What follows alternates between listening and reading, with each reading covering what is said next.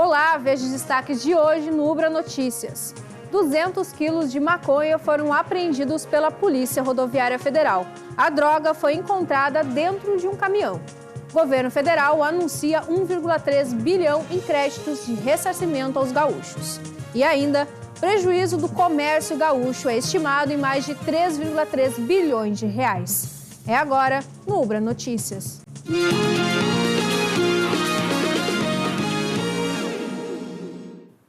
200 quilos de maconha foram apreendidos em Osório, no litoral norte. A droga foi localizada pela Polícia Rodoviária Federal com auxílio de cães farejadores. Durante uma abordagem da Polícia Rodoviária Federal na BR-101 em Osório, um homem foi preso transportando drogas em um fundo falso no assoalho de uma caçamba de um caminhão. O motorista de 35 anos disse aos policiais que carregou uma carga de sal em Imbituba, Santa Catarina, com destino à cidade de Rio Grande. O mesmo afirmou que não sabia do entorpecente. A fiscalização policial contou com a ajuda de cães farejadores, que indicaram a possibilidade de ter drogas escondidas no veículo. O homem foi preso em flagrante por tráfico de drogas e encaminhado à delegacia. A utilização desses animais pelas forças de segurança pública são de extrema importância para o auxílio de combate ao crime organizado. Segundo o policial Laudson Viegas, o uso desses animais passa por uma série de detalhes. Os nossos cachorros, eles são comprados já prontos, eles são adquiridos já treinados e prontos para o trabalho. A gente não faz esse treinamento com ele recém-nascido, porque o cachorro ele tem que ter aptidão, né? Então, existem centros de treinamento que lidam com essa parte de selecionar os filhotes e ver quais têm aptidão. O cachorro ele não pode ter medo de barulho, por exemplo. Alguns deles descem, inclusive, de helicóptero quando é necessário. Então, não pode ser um cachorro com medo, assustado. Esse cachorro ele tem que ter um treinamento bem firme. E caso ele não tenha aptidão, a gente não pode usá-lo. Então, a gente já compra ele, a gente adquire esse animal pronto.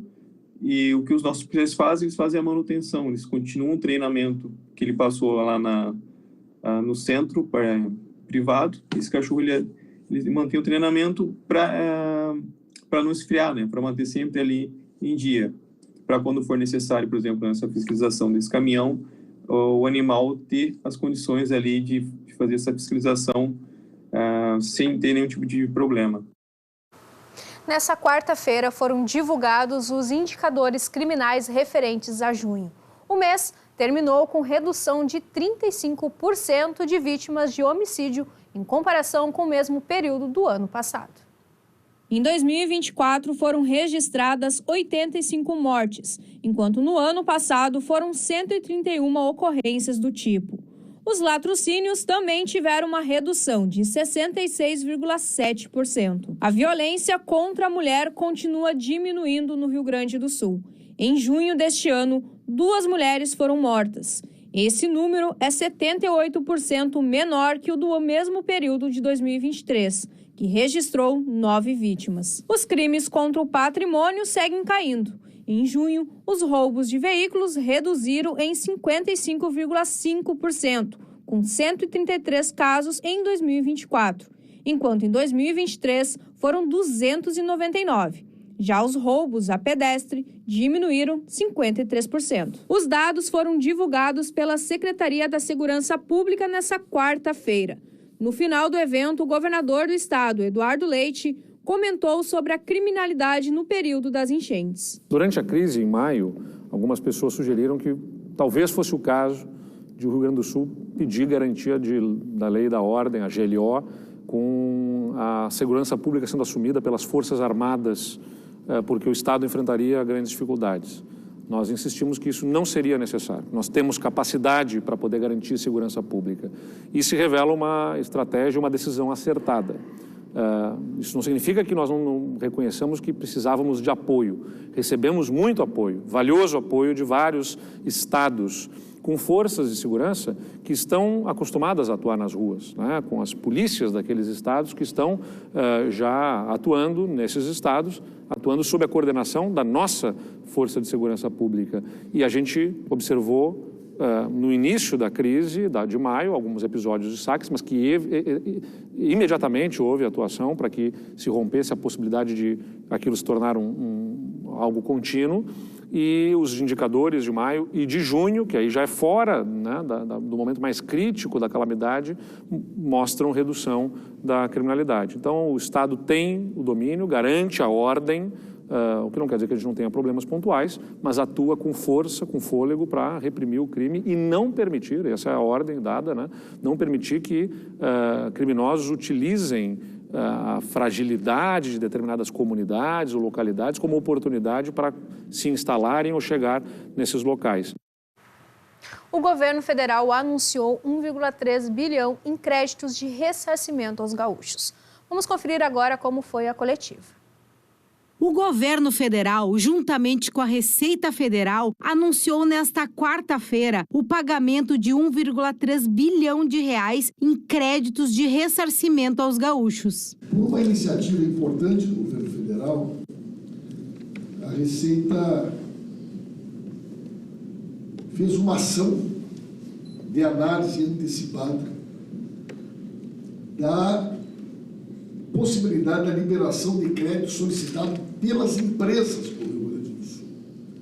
Esse pleito que já havia desde o ano passado e que foi incrementado a partir desse processo recentemente vivido por nós aqui no estado do Rio Grande do Sul. Foi criada uma força-tarefa com auditores fiscais e analistas tributários de São Paulo, de Brasília, que durante 30 dias trabalharam aqui no estado e analisaram a possibilidade de liberação de créditos relativos a pagamentos indevidos ou pago a maior, créditos previdenciários, ressarcimento de PIS, COFINS e outras situações. Isto resultou num valor na ordem de 1 bilhão e 300 milhões de reais.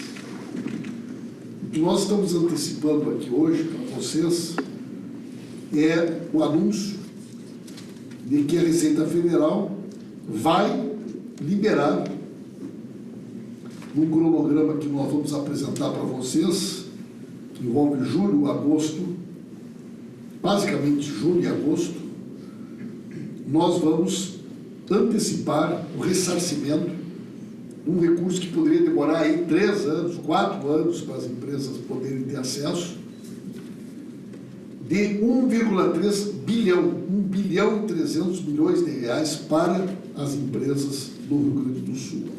Entrando na seara tributária, então, como o ministro já falou, já antecipamos a restituição do imposto de renda nos 2 primeiros lotes, né, o lote de 31 de maio e 28 de junho, né, ao total foram 1 bilhão e 400 milhões de reais que foram pagos, já acreditados nas contas de 1,2 milhões de contribuintes gaúchos. Então, isso já está resolvido.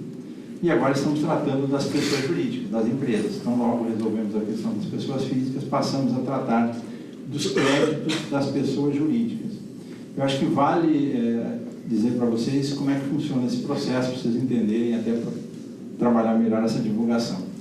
Nós estamos falando de créditos tributários. Tá? São empresas que possuem, normalmente, a grande maioria desse volume aqui são empresas que exportam, têm exportação de mercadorias. Então, quando ela compra insumos, matéria-prima, ou a própria mercadoria para revenda, ela está pagando PIS e COFINS, principalmente. Tá? Então, há uma incidência de tributos naquelas mercadorias, naqueles insumos.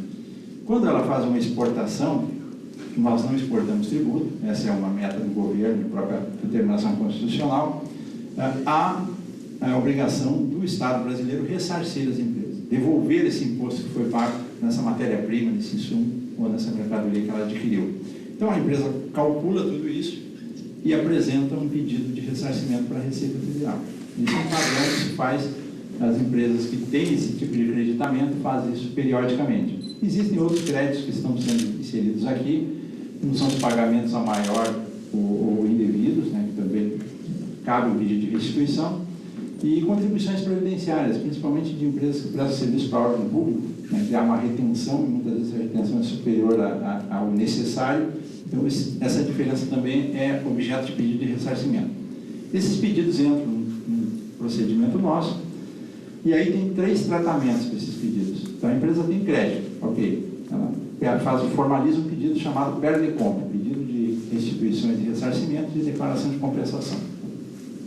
Tem 3 tratamentos. Um deles, a empresa pode pedir um crédito e já pedir a compensação com seus débitos, ou seja, dos tributos, impostos que ela vai estar devendo ou vai pagar naquele mês, ela pode simplesmente não pagar e compensar uma coisa com a outra. Bom, isso é um processo. Segundo, quando esse pedido entra totalmente correto, digamos assim, fechando, batendo com todas as bases da Receita, é um fluxo normal como o imposto de renda que vocês conhecem bem. Bateu todas as fontes, ele automaticamente vai para o fluxo de pagamento. Não tem retenção nenhuma, não tem prazo nenhum. O que nós estamos falando aqui são aqueles que ficam retidos uma espécie de malha por conta de alguma inconsistência, alguma incorreção em relação às informações que nós temos. Sistemas eletrônicos cruzam e dizem, não, esse pedido não pode ser pago automaticamente, precisa ser analisado. Tem que ver, há uma inconsistência nesse pedido. Então, fica esse volume grande de pedidos para serem analisados, alguns eletronicamente e outros por auditoria, com auditor fiscal, trabalhando realmente o procedimento. Então, é desse grupo de pedidos que nós estamos falando, esses que ficaram retidos em malha por alguma inconsistência. O prejuízo do comércio gaúcho com a enchente de maio é estimado em mais de 3,3 bilhões de reais. O levantamento é da Confederação Nacional de Bens, Serviços e Turismo. O setor está em processo de retomada, mas muitos desistiram. Em uma das principais avenidas de Canoas, o movimento de veículos é intenso. Já boa parte do comércio local segue de portas fechadas 2 meses após serem atingidos pela enchente. A relojoaria do Seu Adelar é um dos negócios mais antigos da rua. Esse foi o estado que ele encontrou o local assim que a água baixou. A nossa empresa é uma empresa família, né? Então trabalha eu, minha filha, meu genro, minha esposa, meu cunhado. Então isso que nos deu força, né, para prosseguir, para continuar. Nós somos proprietários aqui, né? Então mas a gente até pensou em abrir em outro lugar, mas depois nós desistimos e estamos retomando aqui. A minha vida está aí, 45 anos. O prejuízo foi total.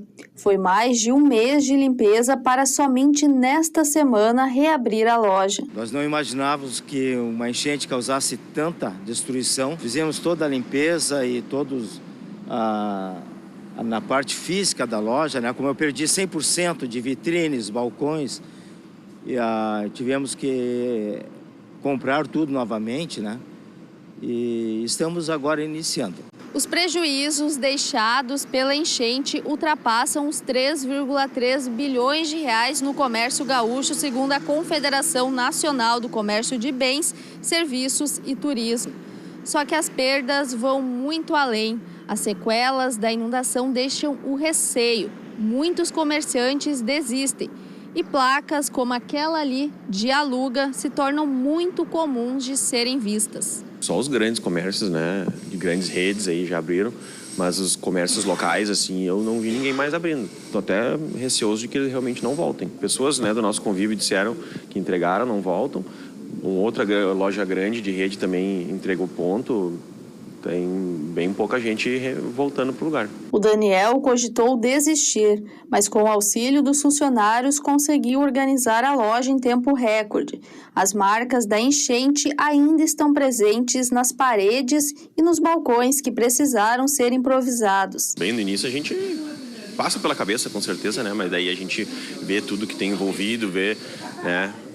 Vê fazer o quê também, né? É o que a gente faz da vida e começar de novo um negócio que já tem 40 anos não tem como, né? Então a gente resolveu continuar. Segundo a Confederação Nacional de Comércio de Bens, Serviços e Turismo, no ano passado o comércio gaúcho foi responsável por 7% do total de vendas do país, ficando em 5º lugar entre os estados. Colocação que deve cair neste ano devido à tragédia climática. Essa Autopeças foi reaberta há mais de 1 mês.